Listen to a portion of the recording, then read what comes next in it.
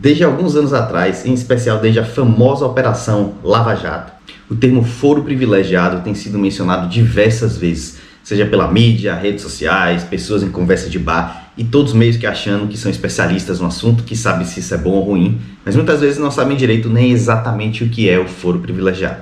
E você, sabe o que é foro privilegiado? É disso que a gente vai falar no vídeo de hoje.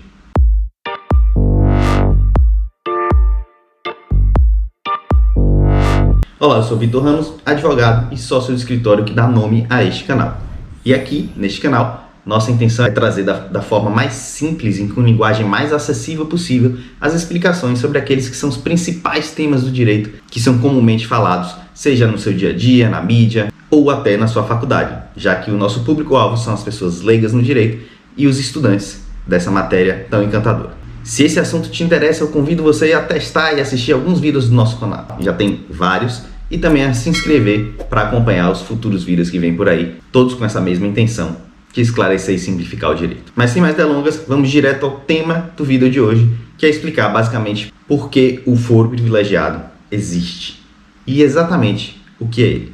Uma informação importante para a gente começar é lembrar que o foro privilegiado no Brasil existe desde a nossa primeira Constituição, a Constituição de 1824.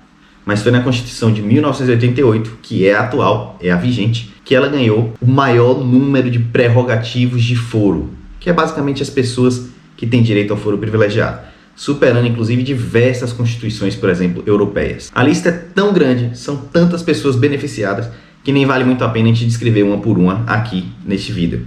Mas é uma lista que inclui do presidente a desembargadores de tribunais regionais ou tribunais estaduais, passando por militares e governadores de estado. Então vamos começar do porquê o foro existe. E na doutrina há dois principais motivos que se discute do porquê o foro existe. Um deles parece ser justo e o outro é puramente de origens elitistas da sociedade brasileira. Vamos lá. Vamos começar por aquele que parece ser o fundamento ou a razão de existência negativa do foro privilegiado. E esta as suas origens na Igreja Católica, que desde então, quando era super poderosa ainda, tentou influenciar nas regras de direito criminal, incentivando o foro privilegiado para determinadas pessoas lá no Império Romano, defendendo que essas pessoas, por exemplo, os senadores, fossem julgados por seus iguais. E é por isso que vem a caracterização de origem elitista do foro privilegiado, o que seriam seus iguais numa sociedade. E na verdade tudo isso era para proteger aqueles que eram vinculados ao poder da Igreja Católica e evitar que eles fossem condenados como um comum, como uma pessoa do povo.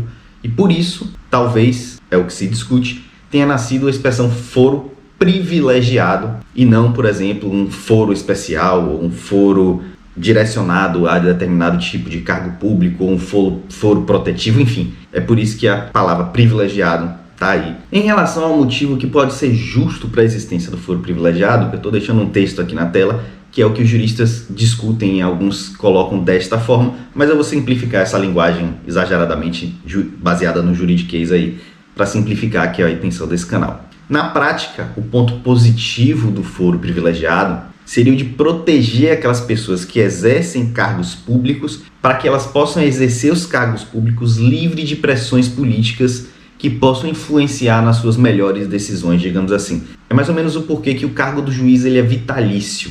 É para evitar que algum político poderoso possa atacar o juiz ou ameaçá-lo de modo que ele decida exatamente do jeito que o político pretende. Ao ter um cargo que é vitalício, o juiz se sente, ou deveria se sentir, completamente seguro de tomar sua decisão de forma independente.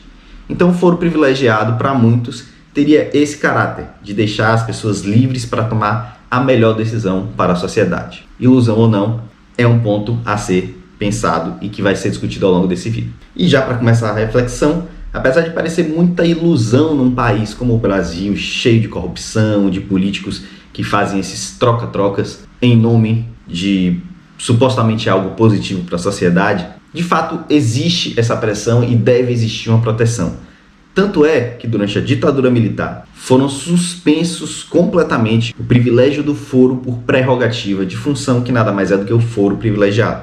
Ou seja, um privilégio de ser julgado de determinada forma em razão do cargo que você exerce no poder público. E isso foi feito na ditadura, de modo que os ditadores podiam ter um maior controle sobre quem seria condenado e de que forma. Então, aquele político que defendia a tortura seria livrado por pressões dos ditadores e talvez aquele comum que simplesmente expôs sua opinião contrária à ditadura seria condenado como um dos piores criminosos existentes na sociedade. Era esse o controle que se pretendia ao extinguir completamente o foro privilegiado, inclusive para políticos. Ou seja, um político que discordasse da ditadura poderia simplesmente ser condenado do modo que o ditador quisesse. Mas que vem a ser exatamente o foro privilegiado?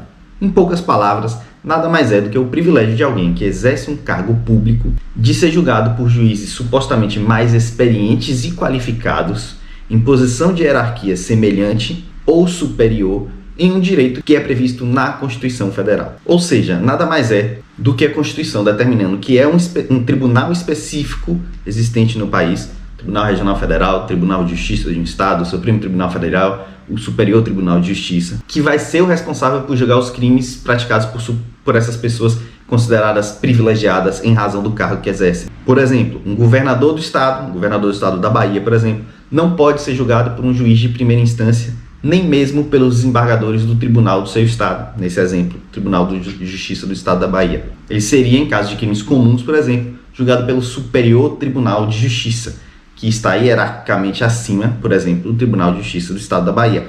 A intenção disso seria evitar que conchavos políticos dentro do Estado da Bahia prejudicassem o governador simplesmente por razões políticas. Ao tirar isso e levar para o Superior Tribunal de Justiça, você afasta essa influência política local do julgamento do governador. Parece até bem útil. E se tudo corresse dentro da lei, sem corrupção, sem tudo que a gente conhece que acontece no Brasil, seria útil. Mas há também alguns problemas que a gente vai tratar nesse vídeo. Um exemplo dessas incongruências: o presidente da República vai ser julgado pelo Supremo Tribunal Federal, assim como o vice-presidente da República, assim como o procurador-geral da República, e adivinha só, os próprios ministros do Supremo Tribunal Federal, se forem ser julgados por a prática de algum crime, serão julgados, adivinha, pelos ministros do Supremo Tribunal Federal. Então você vê que aí já não tem esse distanciamento e o motivo vai ser porque eles já estão no cargo mais alto do judiciário. Mas mesmo assim, outras soluções deveriam ser pensadas se você quer realmente afastar a influência política dessas decisões judiciais. E não é só esse o único problema da existência do foro privilegiado. Na prática, o que se faz é tornar uma pessoa mais importante do que a outra, ainda que alguns juristas, como eu coloquei o texto aqui na tela mais cedo, discordem disso e achem que não é isso que existe. E o fato é que, se a ideia era evitar que condenações indevidas de políticos acontecessem por pressão política, na prática o que a gente mais vê é o exato oposto, ou seja, condenações que deveriam existir porque aqueles políticos praticaram crimes deixam de existir por pressão política e por manipulação, inclusive, das pessoas envolvidas nesse foro privilegiado. Um exemplo disso é que os ministros do Supremo Tribunal Federal são indicados pelo presidente da República.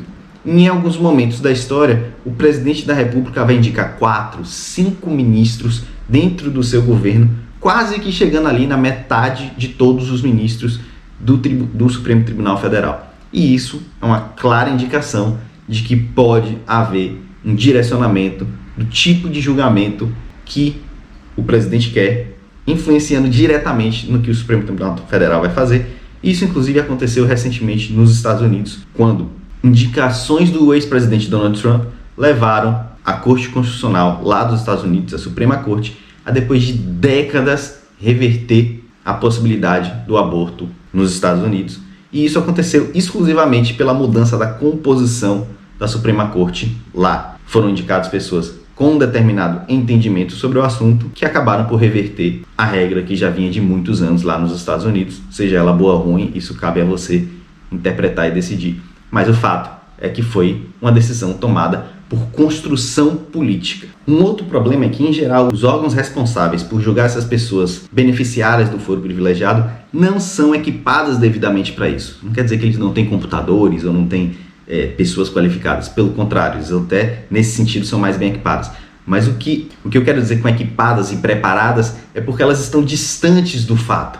Então, se, por exemplo, um procurador-geral da República, que é do estado de São Paulo, ele pratica um crime na cidade de São Paulo, com testemunhas na cidade de São Paulo, com policiais que flagraram ele eventualmente na cidade de São Paulo. Claramente, um juiz da cidade de São Paulo, para ouvir todo esse pessoal, para reunir todas as provas ali naquele local, teria muito mais proximidade com o fato do que levar isso para um Supremo Tribunal Federal em Brasília, completamente distante dessas pessoas, completamente distante dos fatos, muitos até talvez sem conhecer o local em que aconteceu o crime e consequentemente teriam mais dificuldade em julgar, até porque, além disso tudo, acumulam outras funções. Um juiz de primeira instância criminal da cidade de São Paulo julga crimes na cidade de São Paulo. O Supremo Tribunal Federal, além de julgar este crime na cidade de São Paulo de uma forma completamente distante, ainda tem que acumular as funções de protetor da Constituição Federal, de julgar temas tributários, de julgar temas cíveis, de julgar todo tipo de tema que envolve a Constituição Federal, além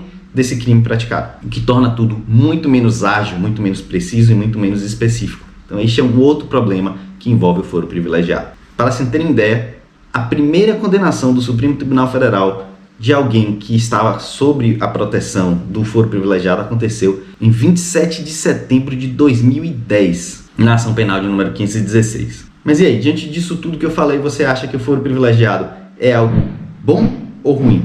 Deixa aí nos comentários. E lembrando, em um resumo mais resumido possível aqui agora, que foro privilegiado nada mais é do que a proteção que se dá a pessoas que exercem cargos públicos de serem julgadas por tribunais diferentes do que aquele que um cidadão comum seria submetido, sob a suposta razão de que ele seja julgado por juízes de hierarquia semelhante ou superior a ele, evitando assim influências políticas externas. Essa é a teoria, parece bonita, mas você vai deixar aí nos comentários se você acha correto ou se você acha que todo mundo deveria ser julgado da mesma forma do que qualquer cidadão. Um abraço e até o próximo vídeo.